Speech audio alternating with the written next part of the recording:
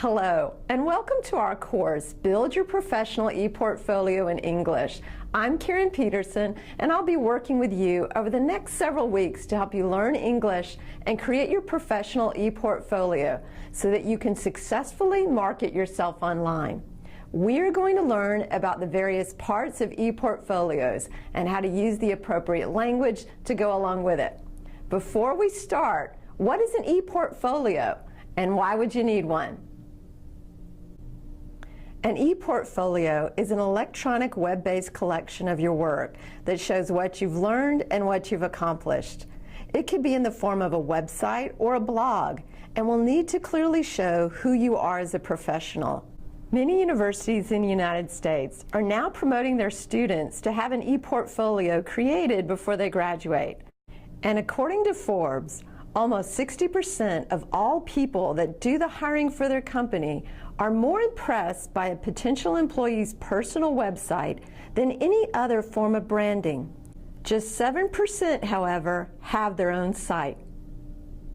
Therefore, by the end of this course, you should have an ePortfolio in English to put you in that 7% and increase your chances of professional success. In this module, we're going to learn how to write a headline and a summary of your capabilities for your ePortfolio. These two parts of your ePortfolio focus on presenting yourself in an effective manner. In this particular lesson, we are going to give you valuable information on how to create a headline, which not only tells others the purpose and serves as the title of your ePortfolio, but also gives the first impression. So let's start by learning how to write your headline. Take a look at this picture. Why is the coffee on the right more than double the price on the coffee on the left? This is a result of branding. Branding is important for a company, and it's also important for your ePortfolio. The headline in your ePortfolio will help you brand yourself in an effective manner because it is a quick way to include valuable, positive information about you. We'll create this headline by going through a 4-step process. Step 1 is about choosing a job title. Step 2 is about choosing an action verb that best describes what you do. Step 3 is about choosing the object of the action verb. And step 4 is about choosing the purpose of your actions. So first, let's select the job title. Students often confuse fields of study and job titles. In English, fields of study normally take an ing or ICS endings, like engineering and mathematics. In addition, some majors can also take the word science in the end, like computer science or animal science.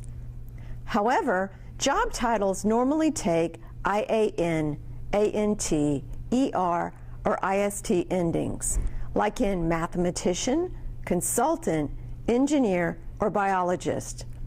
Therefore, to write your headline correctly, include the job title as the first word of the sentence. Including the correct job title improves your chances of being seen by the right recruiters. As an example, we're going to help Bob write his headline. So, which one of these can be Bob's job title? Mechanical engineer or mechanical engineering? If you picked A, you are correct. Also, if you notice these examples, you need to begin each word of the job title with a capital letter. The second step is about choosing the correct action verb to describe what you do. Action verbs are verbs that refer to an action, like working or managing. There are several action verbs for each specific field. To write your headline, select the action verb that best matches your field. You can look at the categories here and choose the word that fits what you do at work. For example, if you're a teacher, the words teaching or educating would be a great choice. Now, if you're a manager, the word supervising would also fit your headline well. What is important is that you select an action verb that fits your job and sounds sophisticated. In Bob's case, since he is a mechanical engineer, let's choose the action verb maintaining. Bob's headline so far should now look like this. The third step is to choose the object of the action verb. To find the object of an action verb, let's go back to one of our examples. For a teacher, we chose the word teaching from the list of verbs. The question you should ask yourself is, what does a teacher teach? In my case, I could write the answer as teacher, teaching English as a second language. English as a second language would be the object of my actions. In Bob's case, you can ask yourself, what does Bob maintain? As a mechanical engineer, he could maintain factory systems, water systems, or machinery. So Bob's headline up to step 3 can now look like this. Be as specific as possible when following this third step. Writing it correctly will make it easier for potential recruiters to know what you've been working on. Now, to complete your headline, you want to think about the purpose of the action. So ask the question with why to your words on your headline. For instance, why does Bob, a mechanical engineer, maintain water treatment systems? The answer to that question could be to keep people healthy or to provide the cleanest water.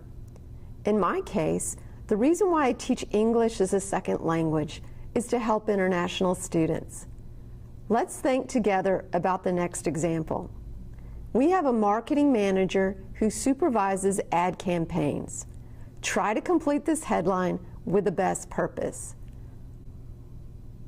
There are many ways to write the purpose, but the general form is going to include to plus verb.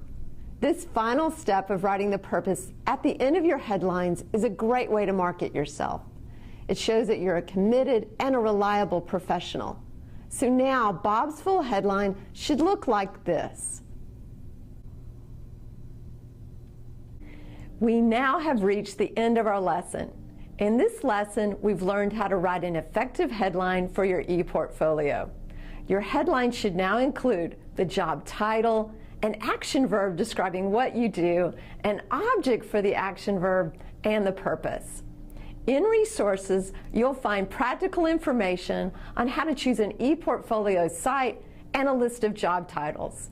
If you don't have a space online already, take this opportunity to create an ePortfolio site and start updating it with a great headline.